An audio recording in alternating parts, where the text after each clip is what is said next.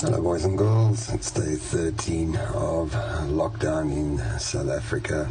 It's Wednesday, April the 8th of 2020. We haven't had much news on our reporting, and if you're wondering why I'm wearing this, we will deal with the conspiracy theorists in a bit. It's a patented hat designed by me. We'll be releasing it very soon for all the daft bluxens out there, but anyway. When you make one of these, make sure the shiny side is up. Very important. Anyway, we haven't had many stats released. As you can see, we only...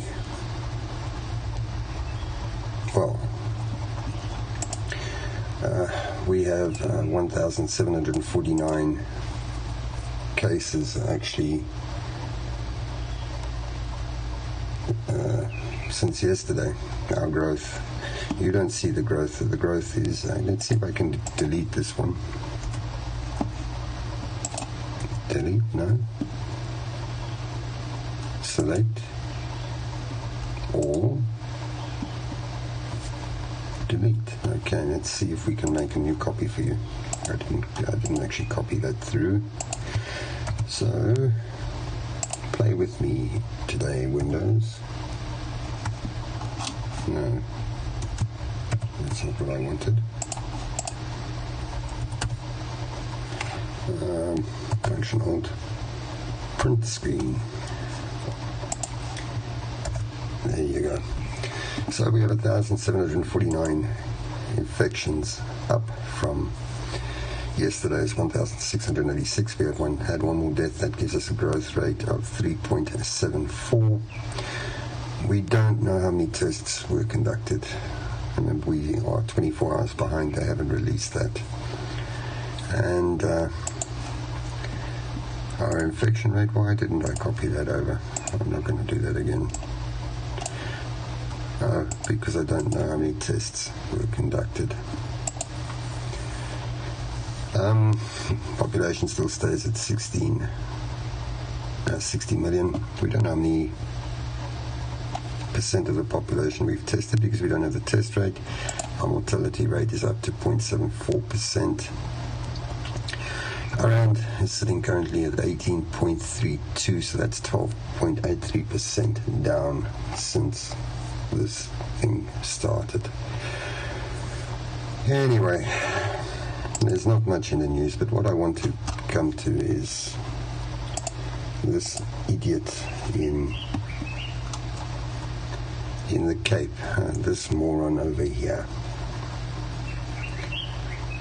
For some reason, this oak made a video about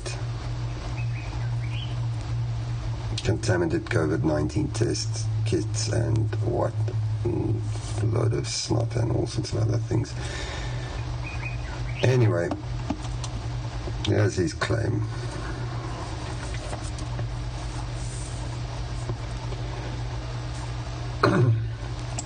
With a cotton bud stuck up his nose, he claims he is giving South Africans the most important message you will ever hear in your entire life. He then claims that the South African government will send 10,000 workers door to door with the police to test for COVID-19. They've already announced that they're going to do that, and there's nothing wrong with that. Here is the bright spark. Do not under any circumstances allow them to test you. There's a possibility that the swabs are contaminated with COVID-19. The man then claims that globally the swabs are used to spread the virus without providing any evidence to support his claim. He cites a single incident of one production firm, a Luxembourg-based manufacturer, Eurofins, which told UK labs on Monday that the deliveries of COVID-19 kits would be delayed as core parts had been contaminated with coronavirus as proof. On his Facebook page, the man paradoxically also claims that COVID-19 is a total lie, that 5G cell masks will kill thousands of South Africans and people around the world with radiation, and that people will be microchipped and the state will monitor every move. Either way, he's being arrested and charged with whatever. But this is what interests me. 5G cell masts will kill thousands of South African people around the world.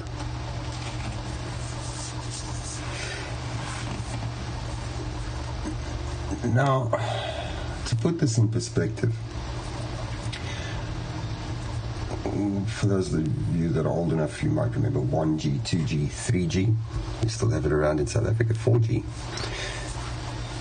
The G just refers to the generation. What they've done is every time they've given them a different bandwidth in the spectrum, the frequency spectrum. Now, in one of the News 24 articles, let's see if we can find it because this news is out of date.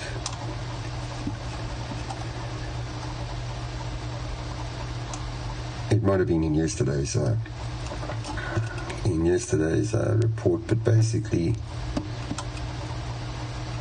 ICASA had said they will open parts of the 5G spectrum.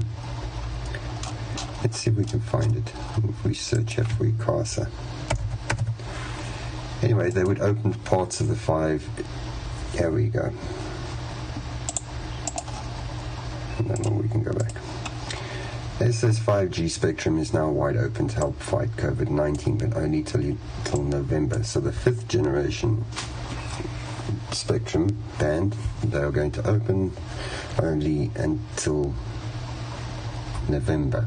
And then thereafter they're going to pay huge money, up to 100,000 rand per day, blah, blah, blah, blah. I think we went through this yesterday.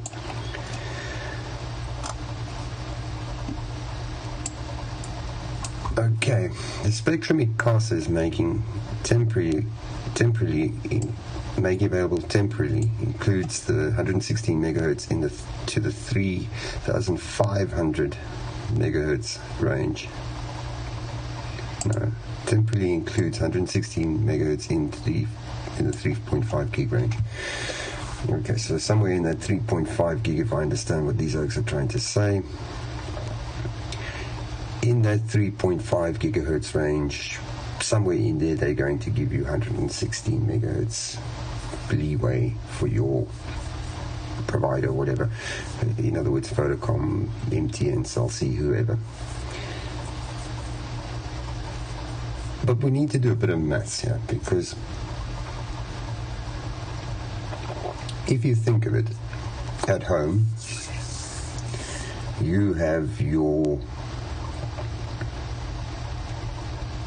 Wi-Fi router. So let me go and open a new tab here. We'll go to mine and we'll log in. It's not a problem. Don't worry, my password is not. Let's just got our basic wireless setup. So we've got a 2.4 gigahertz wireless. We've got our 5 gigahertz wireless. Let's come here. Let's have a look. In your configuration, you have a bandwidth of whatever, 20 to 40 megahertz for 2.4 gigahertz, and in my 5 gigahertz, I can go up to 20, 40, or 20 megahertz. Let's not worry too much about that at the moment. What is important is you have this thing called TX power, and I've set mine to 100. I just left it there. And there are ways where we need, if you're having problems at home with your Wi-Fi, you can lower the power because it's a ratio of the antenna gain. So you rather want high antenna gain with low transmit power, but that's not part of what we're doing here today. What we have to do today is to talk about this more on. Anyway, they don't actually give you a value, and I've actually had a look for this specific router. What is this output power in watts? What are we actually looking at? And I couldn't find anything. I could find all sorts of rubbish about the supplied antenna gain, the dBi, which means absolutely bugger all to the local or the layman. But in looking at the European Union standards that govern these things, I was actually able to find a specification that says if you're using in this sort of application, your power is not allowed to be more than 100 milliwatts. 100 milliwatts, that's half a ball hair in power, if you think of it. And I'm going to explain that. So 100 milliwatt, half a ball hair of power, or 3/4 ball hair of power is bugger all. So this is what your router at home is pushing out, 100 milliwatts to 200 milliwatts at home. And I'm not talking about something that's industrial or whatever. I'm talking about at home. So we have to come back to this idiot's claim.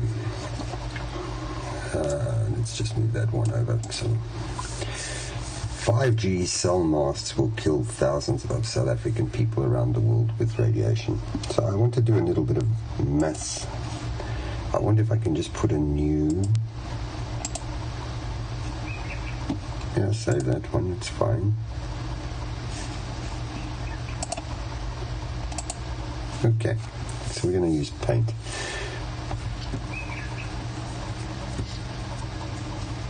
In the old days, when we were going to the moon, even before we were going to the moon, when your great-grandparents were sitting at home, they didn't have TV, they had a nice big box there with a radio that they used to listen to, and they were probably listening to AM radio stations, amplitude modulation, very low frequency.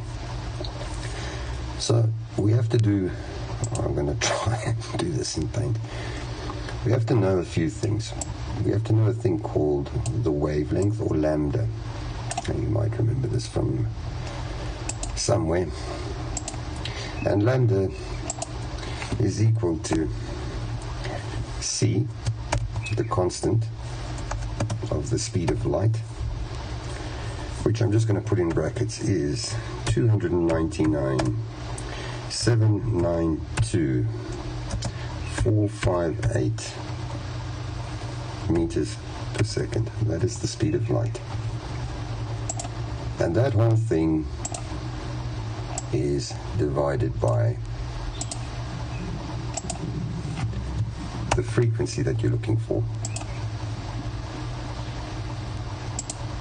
Not very difficult.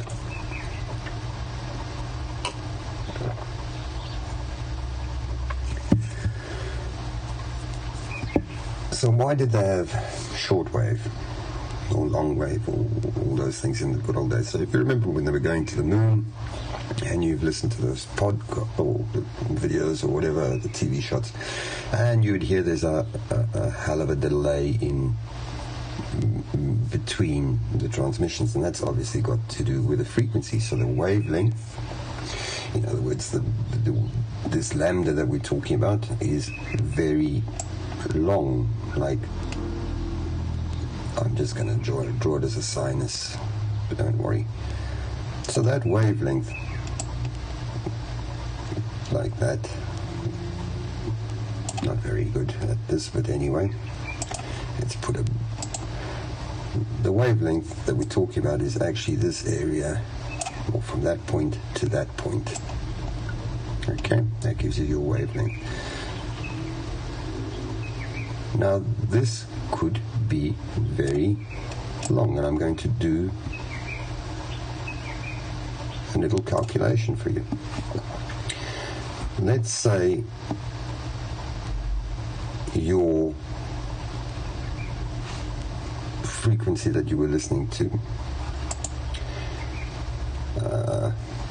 we're going to make, for an AM station, let's say it was 532. Otherwise it gone and put it in, I want it in black, thank you. The frequency was equal to 532 kilohertz. Okay. If we do the maths, so I'm going to do that, 299,792,458 divided by 532 kilohertz.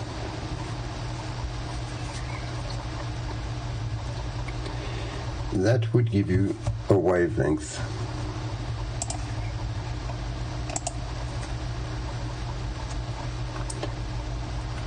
I'm just going to say lambda or wavelength, because I can't put in symbols, is 563 meters. So in other words, from there to there is 563 meters, the wavelength. And this is very good if you're trying to transmit for long distances, because this wavelength is so long, it hits something, it just bounces off. It's not short. And because it's so long, it can move through particles in the air, gases that are in the air, and it doesn't get decayed too much. It doesn't get absorbed and killed very easily. So a long wavelength, low frequency, and the higher the frequency, the shorter the wavelength. And that's given by our formula here. So if we go and look at this TWIT's claims that 5G cell masts will kill, the 5th generation cell masts are going to kill thousands of South Africans and people around the world with radiation. Let's go back to here. These guys are going to give us 116 megahertz in the 3.5 or 3,500 megahertz range. So let us come back to our paint. Oh, you didn't see that. There we go. 116 megahertz in the 3,500 megahertz range or the 3.5 gigahertz range. So let's just bring up our paint again. Let's just say we're going to work in the 3.5 gigahertz range. F equals 3.5 gigahertz. So your wavelength is going to be, we'll do the whole calculation again, 299,792,458 divided by 3.5 gigahertz. Your wavelength is going to be 85 millimeters. Okay. Can you see where we're going with this? So what we're saying is now from that point there to that point there, instead of that 500 meters or whatever, is going to be 85 millimeters. Now we have to apply a bit of common sense. We're not going to do too much engineering around this. We're just going to apply common sense. Those of you who've got routers at home, I recently had to replace my router at home with all the shit we've been having with Eskom. So I had to get a new router, and it's one of these dual band rubbish things. There's 5 gigahertz and 2.4 gigahertz rubbish. And I have a double-story house. And my router sits downstairs, and upstairs I have one of these MyBox things that picks up Netflix and whatever and plugs into my TV and things like that. And then, so that's the only thing running on my 5 gigahertz part of the router. On my 2.4 gigahertz, I run my laptop, my iPad, my iPhone, all other devices that I use for browsing the internet or whatever, just to keep them separate. So that was the thinking. And the 5 gigahertz signal upstairs is rubbish. I had to put in repeaters, and it's going to become apparent when we have a small wavelength like this.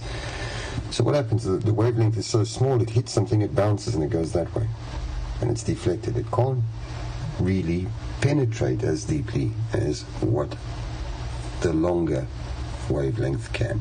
So the 2.4 gigahertz wavelength can penetrate or bounce better and or reflect better than what the 5 gigahertz wavelength can handle.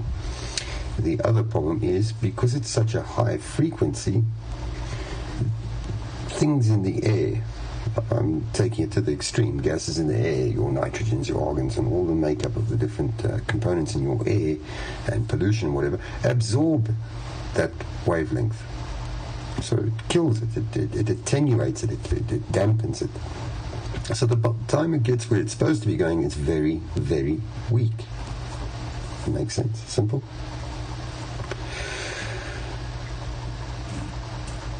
So how do we overcome that? We either increase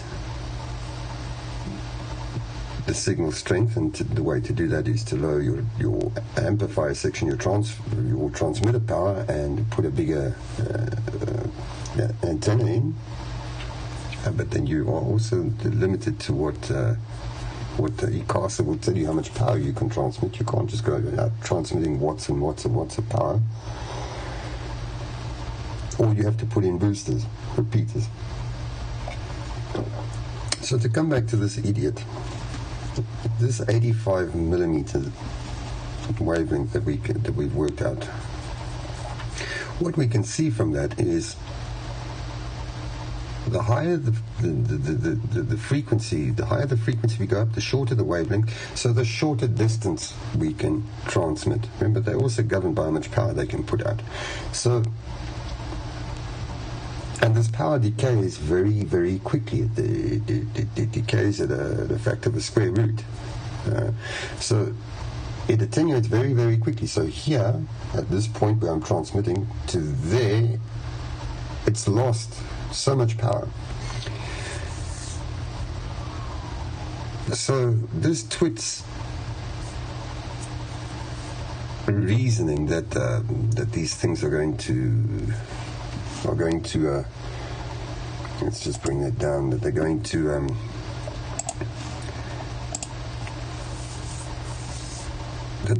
kill you with this, with radiation. I think either he's being very stupid and he's getting what we call electromagnetic radiation confused with something, or God knows what, because really, if you think of it, if you have a very dense populated area, you've got a lot of people living. Let's go back to paint and we'll make it like this. Let's say in an area, where is my drawing things? Here we go. In this little area here, we're going to have lots of people living here, lots of people,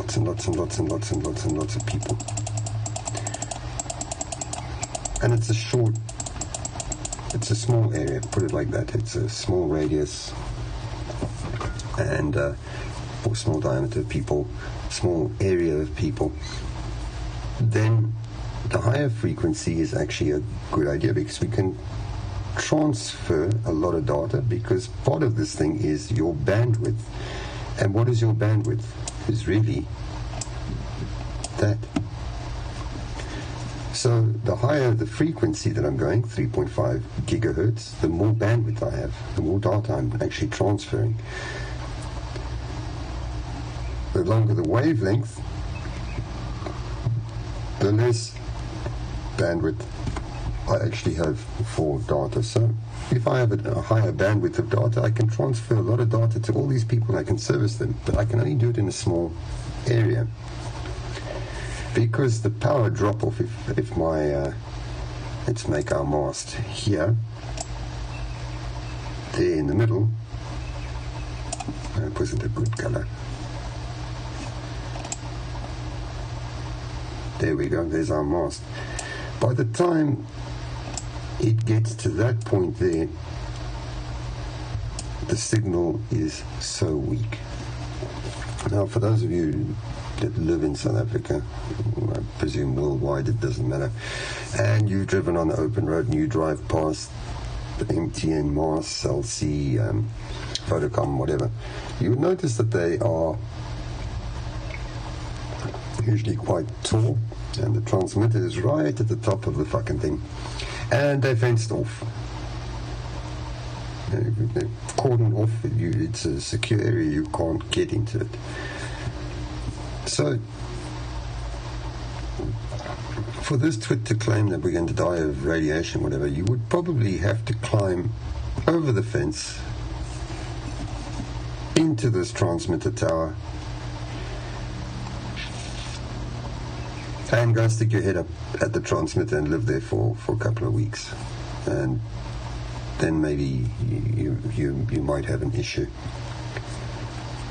So I don't understand his claim that 5G is going to kill us from radiation. Really, the power decay, like I said, is a factor of the square root, and I don't really want to go into the maths, but if you think of it, in your neighborhood in South Africa, and you drive in a built-up area, I can tell you in my area, the cell phone towers are not spread that far away apart, and I'm living in Broadacres in Fourways in Johannesburg, South Africa. Of course, you might not know it's a cell phone tower because a lot of times they mask it, so they will build it in a daft-looking palm tree thing or whatever. But our cell phone towers are really not that far apart. Now, we could go back and back-calculate it from the distance of the cell phone towers. I'd have to take a Google map thing and see if I can find that. And we could calculate it back and then find out what the transmit power is of those cell phone towers. But I don't believe it is that much. And I'll tell you just an educated guess why. A couple of years back, we were doing a project for a mining house, and their idea was to explore alternate forms of power to see if it would be feasible for the product that they mined. And part of what they were looking at was using fuel cells. Now, these things were made by a company in Canada, and what it does is it takes methanol, burns the methanol, which releases gas, hydrogen, and they flow this hydrogen over a membrane with a specific catalyst in. I don't want to mention the catalyst, obviously. And by doing this, they create DC electricity, DC power. And if you go to a lot of the cell phone towers, which we did, we went to go and visit a lot of the cell phone towers where these things were installed. What they do is they used to put these fuel cells in with a battery backup for when Eskom would go down, and then these fuel cells would power the batteries as needed. So the batteries would power the cell phone tower, and the fuel cell would charge the batteries. And this is what they did, and it's had a relatively big tank, so it could run for days without being refueled. The thing is, one fuel cell those years was 5.5 kilowatt of power. So it's 5,500 watts. So I'm going to presume that the cell phone mast, the transmitter, does not push out 5.5 kilowatts. You would actually have more. Your charging keep alive mechanism would give a bit more power than what the mast uses. So definitely, if it's 5.5 kilowatt, 5,500 watts is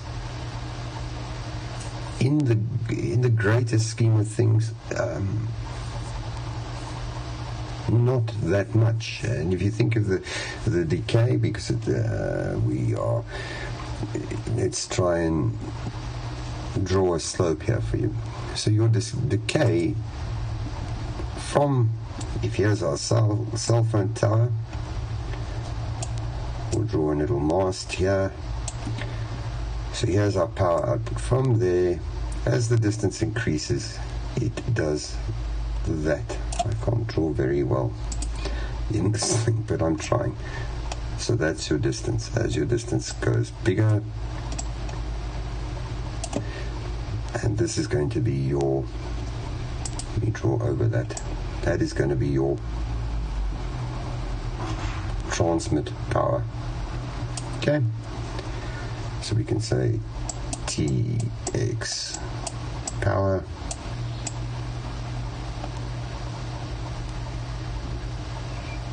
your okay, and and I'm just going to put in meters for distance. Okay, so where's the power the most? It's here.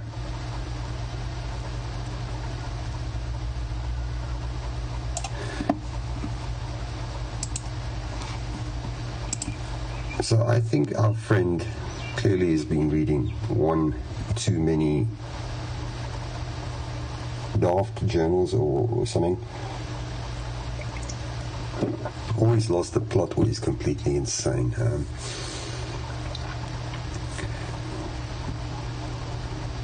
Mathematically it doesn't work. If the power decays so much, unless you're living in that cell phone tower, and remember, they have a thing called servitude, so they're allowed to put a cell phone tower there, but there has to be a certain amount of space around, or servitude around that cell phone tower. It's the same as power lines. Eskom runs power lines. On either side of the power line has to be a certain servitude, a certain distance away from it. So you're not allowed to just go put your thing there and have fun. So no, is 5G going to now kill you from radiation? Absolutely not, unless you're living in it. And think of it, you've got your cell phone that a lot of people spend a lot of time on. You've got it against your ear.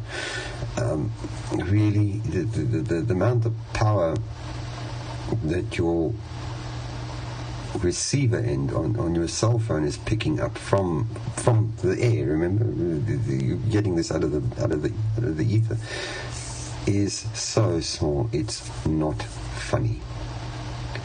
I'm not saying go spend the whole day 24/7 on your cell phone, but I'm saying that this oak is talking utter snot, and he should come and ask me for one of these, and when he gets out of jail or whatever, and we can help him out. So anyway, I hope this was interesting. Really, guys, apply common sense to it. You don't need an engineering degree to work these things out, and to apply a bit of common sense. If you really think of it, the government is not going to look, put it like this. In South Africa, especially in electrical engineering, a lot of our SANS, South African National Standard specs, reference the IEC, and the numbers are identical. So if we're talking about this spec here, 10142, it's 10142 IEC spec. So, and you'll find the IEC spec references a DIN spec, which is a German or European Union spec.